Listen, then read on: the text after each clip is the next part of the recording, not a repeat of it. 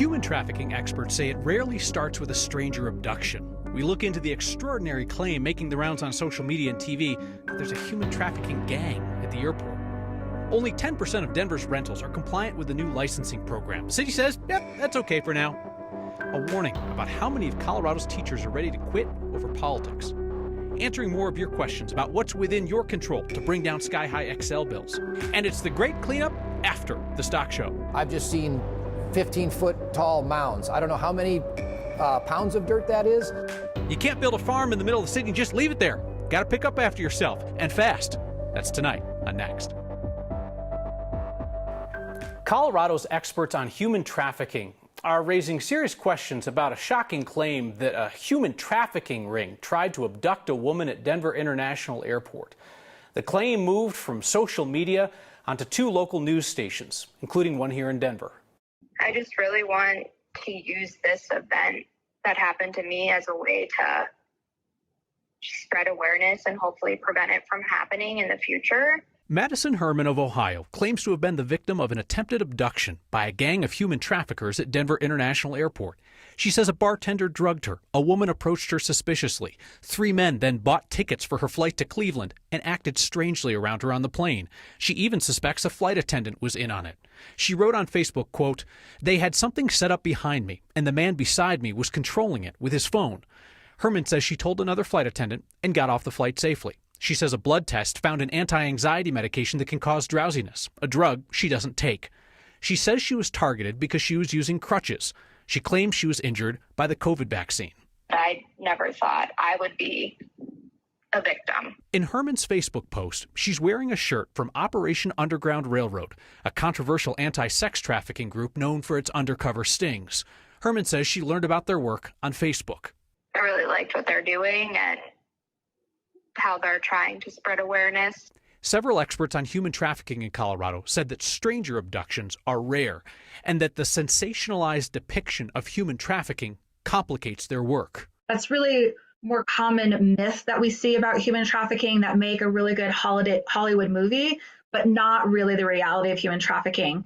Maria Trujillo leads Colorado's human trafficking program. She's constantly fighting myths and online rumors, like people being snatched from Walmart parking lots and trafficked inside furniture bought online. I think it does fuel misconceptions about human trafficking and make it more difficult for people to understand what human trafficking does really look like. Trujillo says actual human trafficking is far more likely to start with acquaintances, manipulative relationships, forced labor, not stranger abductions in public places. We know that's not really happening. That's not what the evidence shows us. Karen Napolitano from the Laboratory to Combat Human Trafficking says the misinformation is misdirection in their fight against human trafficking. We know that that means that they're not looking for what actually is happening out there, and they're likely missing it when it doesn't fit that narrative that we see on social media or in Hollywood.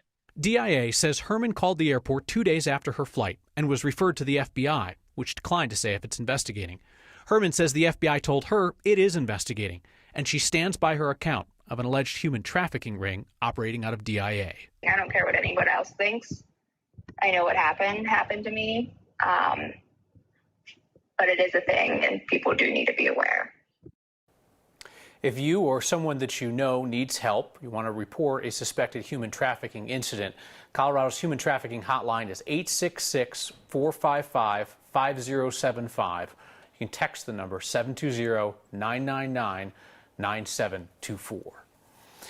Denver's plan to get rid of bad landlords is off to what could be charitably described as a slow start. So the city's requiring a new license for apartments. Only 1 in 10 places currently have the license. The city tells our Cole Sullivan they're on track.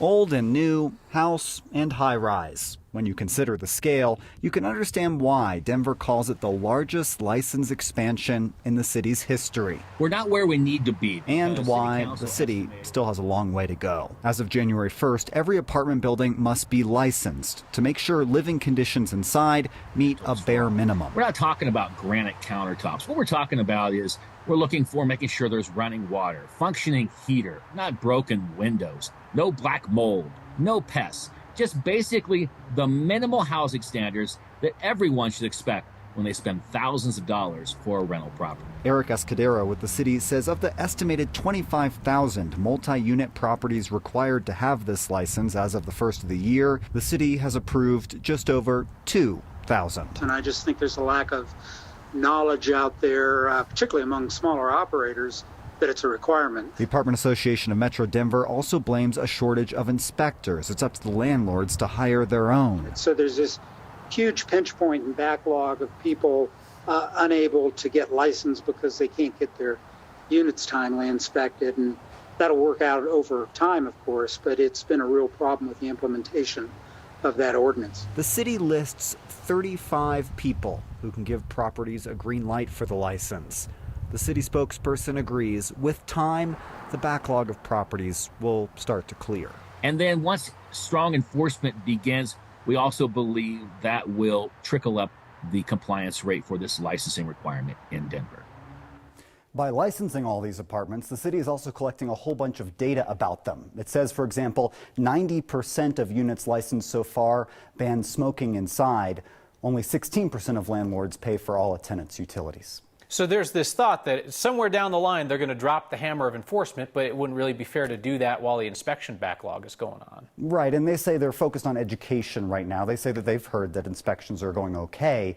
The flip side of that, though, is that once people complain, if there's an investigation by the Department of Health into a place that maybe doesn't meet these standards, that's when they might bring the hammer down and say, no, you've got to be licensed. Cole Sullivan, thank you. Colorado's teachers say they're stressed. It's the usual stuff: budget shortfall, staffing issues, and a newer challenge: politics creeping into the classroom. The state's largest teachers union describes all of it rolled together as a crisis. The Colorado Education Association represents 39,000 educators across the state. Their annual State of Education report, out today, says 1 in 5 teachers who responded to the union survey said they've considered leaving the job because of politics, like efforts to ban class discussions of certain topics. Schools, it seems like, have kind of become the center of culture wars that we really didn't ask to be part of. We went into education because we want to prepare students for their futures, not because we want to indoctrinate them or make them think certain things. Colorado's teachers also said they're worried about someone killing their students or them. 2/3 of teachers said that they feared a mass shooting at their school. But the survey respondents were opposed to efforts to have them carry guns in the classroom. School districts in Colorado would be able to offer annual mental health assessments for every middle and high school student under a plan that's being proposed by Democrats at the Capitol. One issue, though, is how to pay for that. A new House bill would allow public schools to opt into a state-run mental health program. Parents and students would be able to choose whether or not they want to participate in these annual screenings, which would be done by the state health department and by providers hired by the state. The idea would be for those mental health professionals to connect students with additional resources if necessary, or at least alert parents or schools to kids who seem like they're in crisis.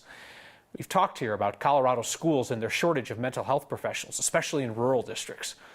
There is no funding plan in place for this bill, but one of the sponsors, Representative Daphne Michelson-Janae, told the Colorado Sun she thinks it could be covered by federal funding and Medicaid.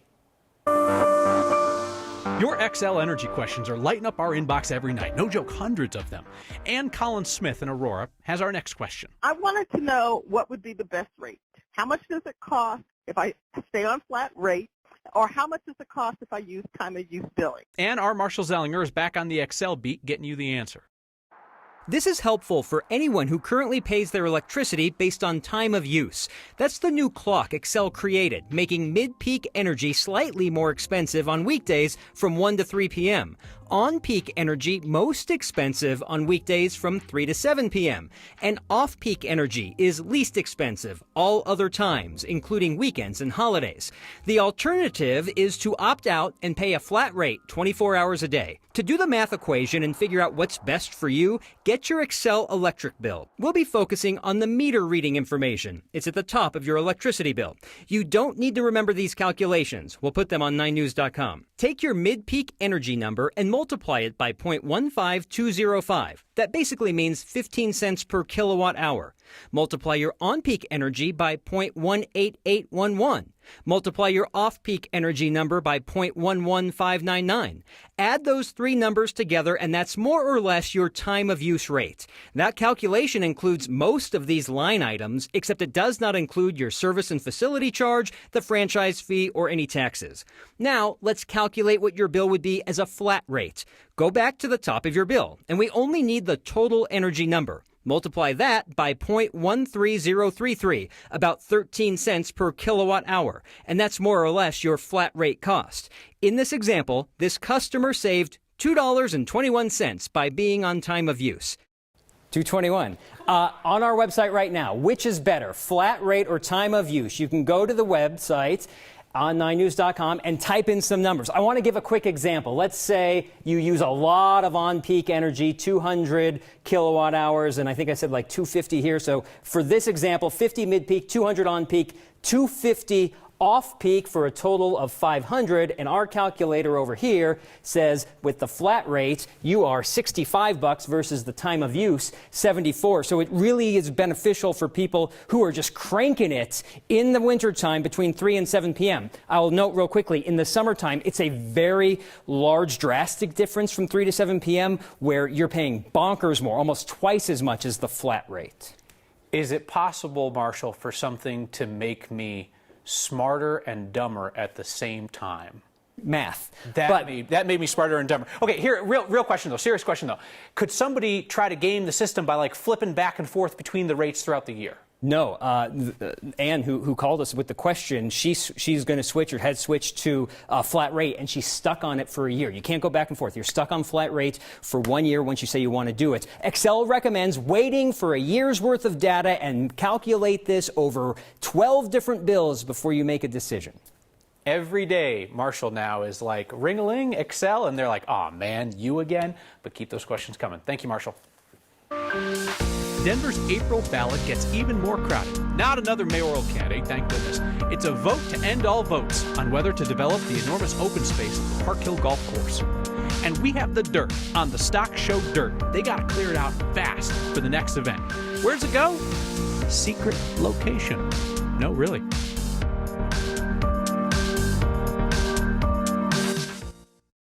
If you live in Denver, you will have a say on the development of the Park Hill Golf Course. It's going to go up for a citywide vote in April. So you get the Hancock administration, the developer, and most Sun City Council who are backing this project to do housing plus open space.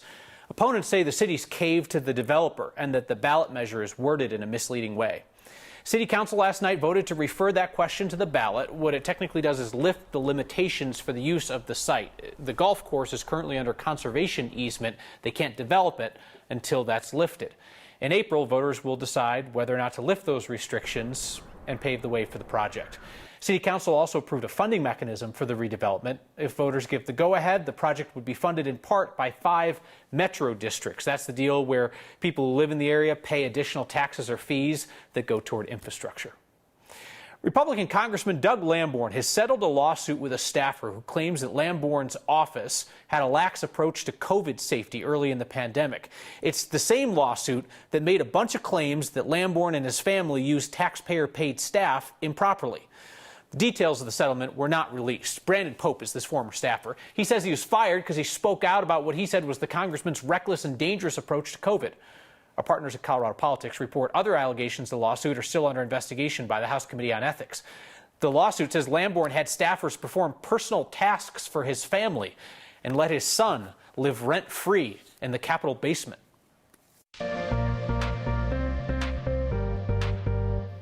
And a quick check of your forecast on this chilly Tuesday evening. Wind speeds right now pretty impressive, anywhere between 10 to 15 miles per hour through Denver. Things will calm down later on this evening.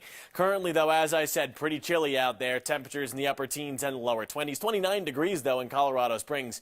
A touch more mild as you're getting into Pueblo. From tonight into the early hours of tomorrow morning, you'll notice maybe a few flurries on your way out the door that could cause a few slick conditions. Otherwise, Wednesday evening between the 5 and 6 o'clock hour, some more snowfall possible between the I-76 and the I-70 corridor, but it's just going to be a little bit, just a few flurries throughout the day tomorrow. So potentially 2 rounds, one in the morning and then one in the afternoon. Still, though, even though it's not going to amount to much, the roads could be on the slicker side, about 1/10 of an inch out towards Denver, Winter Park, Vale, and Aspen, though, around 2 to 4 inches. Same thing goes for Steamboat Springs. Overnight low temperatures tonight, 15 degrees in Denver, in the negatives in Leadville and Gunnison, Lake City posting -3 degrees. Meanwhile, high temperatures for tomorrow back in the upper 20s and lower 30s. Let's talk about the next 7 days, though, because we do break into the 40s by the end of the work week, and then the cold air is coming. Temperatures drop back down into the 20s on Sunday, even chillier, though, on Monday and Tuesday. It's the stock show's dirtiest secret. A little bit of chaos, but it's controlled chaos. How they turn the Coliseum from a dirt floor into a surface clean enough for all the events coming in this weekend. Next.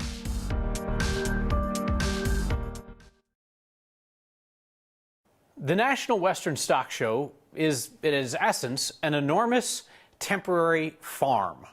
A farm built on city surfaces. So when the stock show's over, our holiday lights come down, and the dirt and the straw and the stuff animals do, they gotta go. And fast, because there's a motorcycle expo at the Coliseum this weekend. The show formally ended at 6 p.m. on Sunday night, and at 6:01 we start that process of moving out and loading out. A little bit of chaos, but it's controlled chaos. So it takes a couple days after stock show to move out all of our vendors, our exhibitors, take down signage, and get the complex ready for the next event, which is a big motorcycle show this coming weekend. Honestly, we start planning for breakdown before stock show even begins. We are trying to flip the building in about 2 days, 2.5 days. It's a lot of people trying to do a lot of things all at the same time. Shavings get put down in our iconic stockyards, which are being torn down right now.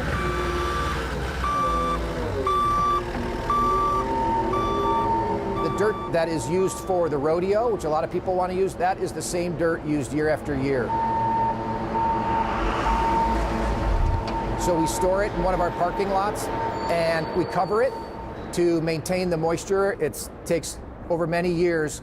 We've worked very hard to get a certain type of dirt for the contestants. Obviously, the rodeo dirt, there's a real science behind it. It's not just going out into your backyard and throwing a bunch of dirt in there. There's just so many different entities here that have to work together, and it's pretty cool to see how, that can happen throughout the 16 days as a team effort. So not all the dirt from the stock show gets hauled to a parking lot. The stock show organizers said the pro rodeo dirt from the Coliseum is special dirt. It has specific qualities. That dirt goes to a secret location. Our dirt, right out in the open every single night. Your feedback's next. We have some differing opinions tonight on our continued reporting on the sky-high XL bills. Molly writes in to say, thank you for the tremendous local reporting. A daily update on XL is binge-worthy, I think. Kathy, seriously, please stop with the XL stories, she writes. Please. Listen, we're guided around here by your feedback. What are your thoughts? Are these XL bills impactful enough that we should continue to be covering them, as well as the decision-making of the PUC, the regulators who are meeting this week? Are you done with it? Let us know. Email next@9news.com. We read every one, and I'll see you next time.